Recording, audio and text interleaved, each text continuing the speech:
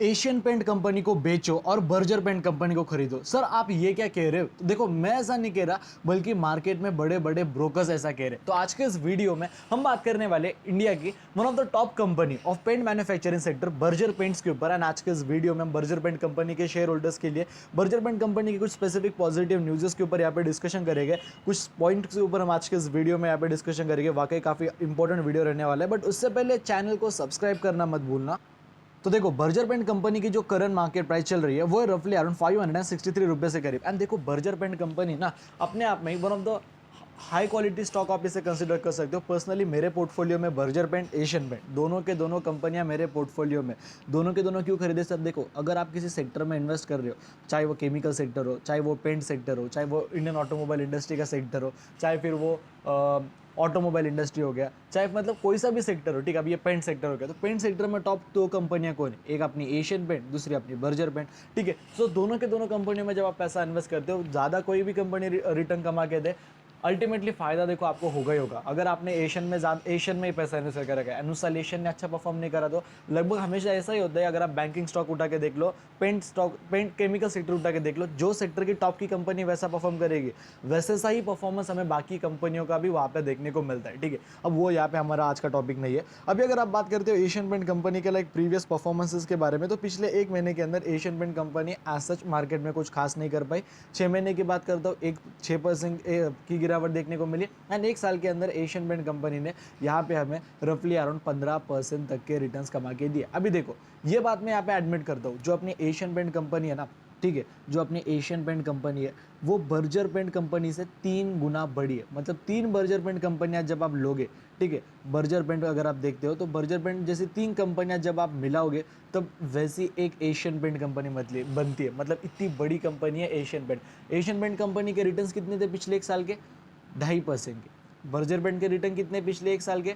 14% के। तो सर क्या इसका मतलब ये है कि एशियन पेंट कंपनी वीक है? क्या एशियन पेंट कंपनी अच्छी नहीं है? क्या एशियन पेंट कंपनी के स्टॉक्स हमने बेच देने चाहिए? देखो, एशियन पेंट के स्टॉक बेचो और बर्जर के खरीदो, ये स्टेटमेंट मैंने आज तक कभी नहीं दी, ना मैं कभी दूंगा। बट ऐसा मार्केट में बड़े बड़े ब्रोकर्स बोल रहे हैं। सर कौन से ब्रोकर्स बोल रहे हैं? अभी तुरंत आपको वीडियोस दिखाता हूँ, बट उससे पहले अगर आप बात करते हो 5 साल के रिटर्न्स के बारे में, 120% के रिटर्न्स कमा के दिए एशियन पेंट कंपनी ने।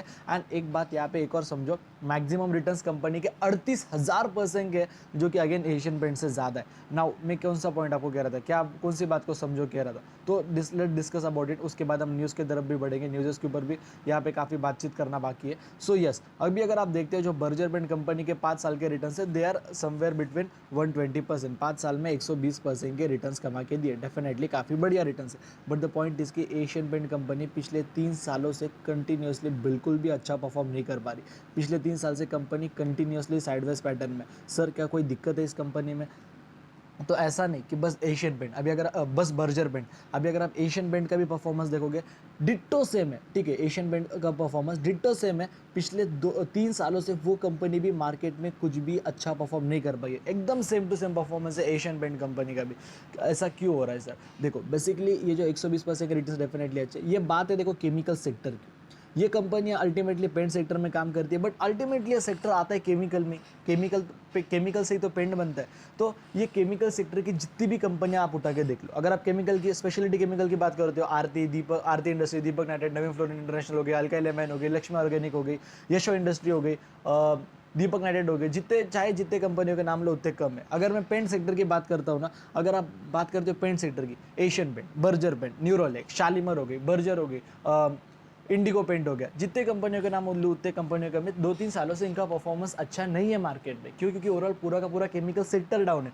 एंड ओवरऑल जबकि पूरा सेक्टर डाउन है, तो पर्टिकुलरली किसी कंपनी में देखो तेजी तो आ नहीं सकती। अभी न्यूज़ की तरफ बढ़, तो अभी हम आ चुके हैं यहाँ पे इकोनॉमिक्स टाइम के ऑफिशियल वेबसाइट के ऊपर, ठीक है। इकोनॉमिक्स टाइम के ऑफिशियल वेबसाइट के ऊपर अभी हमें award mid cap IT stock, IT कंपनियों को इग्नोर करो, एशियन पेंट कंपनी को सेल करो ना अभी, और बर्जर पेंट कंपनी को बाय करो, ऐसा मार्केट में ब्रोकर्स का मानना है, ठीक है। एशियन पेंट कंपनी को सेल करो एंड बर्जर पेंट कंपनी को बाय।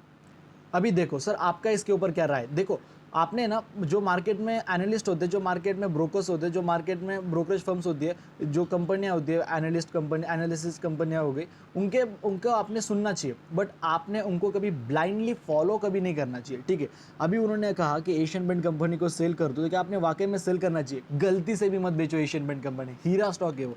लेकिन क्या बर्जर खराब है सर? बर्जर भी हीरा कंपनी है भाई, दोनों कंपनियां रखो ना पोर्टफोलियो में, क्या दिक्कत है? ठीक है, हाँ, अगर आपके पास दोनों भी कंपनियां नहीं, अगर आप खरीदने के बारे में सोचते तो हाँ, फिर then you can go for Berger की सस्ता भी है स्टॉक, सस्ता महंगा आपने देखना नहीं चाहिए कभी स्टॉक मार्केट में, बट ठीक है, कम प्राइस है, उससे क्या है, फंडामेंटली भी काफ़ी अच्छी है, लार्ज कैप कंपनी है, फंडामेंटली काफ़ी स्ट्रॉन्ग है।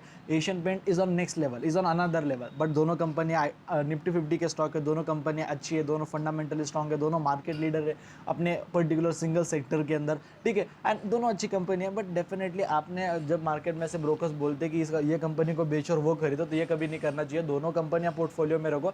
ये आप कंसिडर कर सकते हो कि बर्जर पेंट कंपनी के अगर आपके पास है ऑलरेडी, तो उनके लिए बढ़िया बात है। मार्केट में आज भी ब्रोकर इस कंपनी को 650 से लेकर 700 रुपये के तक टारगेट्स दे रहे हैं, एंड कंपनी पूरा दम भी रखती है उन टारगेट्स को अचीव करने का। बाकी अगर आपको हमारा आज का वीडियो पसंद आया, वीडियो को लाइक कर देना, चैनल को सब्सक्राइब कर देना, आपकी वजह से किसी का फायदा हो रहा होगा, वीडियो शेयर करना भूलना मत। जय हिंद, धन्यवाद।